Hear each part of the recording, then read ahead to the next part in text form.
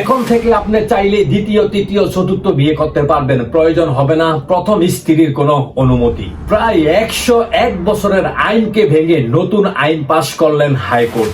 এত বছর প্রথম স্ত্রীকে না জানিয়ে দ্বিতীয় বিয়ে করলে 6 বছরের কারাদণ্ডে দণ্ডিত করত আদালত। এখন সেই আইনকে বাতিল করে নতুন আইন সংশোধন করলেন হাইকোর্ট। তাই যাদের একাধিক বিয়ে করার ইচ্ছে তাদের আর কোনো টেনশন নেই, আর কোনো চিন্তা নেই। আপনি চাইলেই দ্বিতীয়, তৃতীয়, চতুর্থ বিয়ে করতে পারবেন, প্রয়োজন হবে না প্রথম কিংবা দ্বিতীয় স্ত্রীর কোনো অনুমতি। তবে কারো যদি প্রথম স্ত্রীর কাছে মার খাওয়ার মতো ভয় থাকে তাহলে অবশ্যই আপনি প্রথম স্ত্রীর কাছ থেকে অনুমতি নিয়েই বিয়ে করবেন, সেটা আপনার জন্য ভালো। অন্যদিকে প্রথম স্ত্রী থেকে অনুমতি না নিলেও হাইকোর্ট এখানে আপনার জন্য রেখেছে আরো একটি জটিল সমস্যা। প্রথম স্ত্রী থেকে অনুমতি না নিলেও আপনি যদি প্রথম স্ত্রীকে রেখে দ্বিতীয়, তৃতীয় বা চতুর্থ বিয়ে করতে চান, সেই ক্ষেত্রে আপনাকে অনুমতি নিতে হবে জনপ্রতিনিধি কিংবা কাউন্সিলরের কাছ থেকে, কিংবা গ্রাম সালিশের মাধ্যমে আপনি এই বিয়ের প্রস্তুতি নিতে হবে। এতে করে ব্যাপারটি যেমন সহজ তেমনি আবার কঠিনও বটে। বিয়ে করবেন আপনি, অনুমতি দিবে আরেকজন।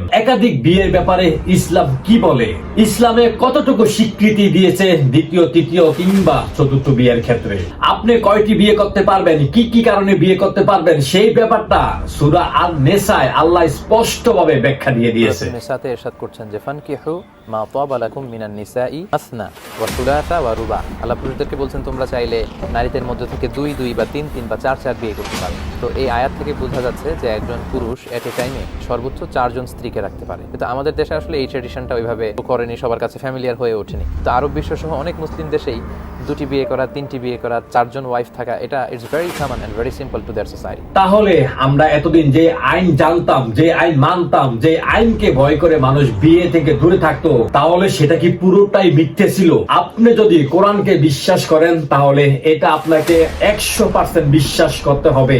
এতদিন আমরা যেটা জানতাম সেটা সম্পূর্ণরূপে ছিল মিথ্যা, কোরআন বিরোধী। অন্যদিকে ইসলাম আপনাকে এটাও বলেছে, আপনার যদি একটির বেশি বিয়ে করার ক্ষমতা না থাকে, আপনার যদি ভরণ পোষণ করার মতো ক্ষমতা না থাকে, সেক্ষেত্রে আপনার জন্য একটি বিয়েই যথেষ্ট। আদারওয়াইজ আপনার যদি সব ঠিক থাকে, 1টা 2টা 3টা 4টা বউকে আপনি পরিচালনা করতে পারবেন, তাদেরকে খাওয়ান পোষণ দিয়ে রাখতে পারবেন, সেই ক্ষেত্রে 4টা বিয়ে করা আপনার জন্য অবশ্যই প্রয়োজন। ইসলামের এসব সহজ কথাগুলো দিনের পর দিন, সপ্তাহের পর সপ্তাহ, মাসের পর মাস, বছরের পর বছর ইসলামিক বিভিন্ন স্কলাররা এই সমস্ত সঠিক বাণীগুলো আমাদেরকে শুনিয়ে আসছিল, কিন্তু সেইগুলো আমরা বিশ্বাস করি না, আমরা কানে নেইনি। তাই যাদের একাধিক বিয়ে করার ইচ্ছে আছে, বাংলাদেশের প্রচলিত এই আইন আপনার জন্য হতে পারে একটি সুবর্ণ সুযোগ। তাই দেরি না করে এই শীতেই আপনি আপনার ফরজ কাজটি করে ফেলুন। বলা তো যায় না বাংলাদেশ আইন আবার কখন পরিবর্তন হয়ে যায়, তখন আবার জটিলতায় পড়তে পারেন। তবে যাই করেন প্রথম সংসার ঠিক রেখে করবেন, পরবর্তীতে মার খেলে সে দায়ভার কিন্তু আমার কিংবা আমাদের নয়। হাইকোর্ট এখানে আরো একটি বিষয় ক্লিয়ার করে বলেছে, আমরা বিয়েতে দেখি মহরণার টাকা অর্ধেক নগদ অর্ধেক বাকি, আর সেই বাকির নাম হচ্ছে ফাঁকি। যেটা বাকি রাখা হয় সেটা বাসর ঘরে মাপছে, তারপরে স্ত্রীর কাছে যাওয়া হয়। আসলে এটা সম্পূর্ণরূপে একটি হারাম কাজ। তাই হাইকোর্ট এখানে কঠোরভাবে বলে দিয়েছে, আপনি যদি বিয়ে করেন তাহলে আপনার যে মহরণা সেটি বিয়ের আসরে আপনাকে পরিশোধ করতে হবে, অন্যথায় আপনার বিয়ে হালাল হবে না।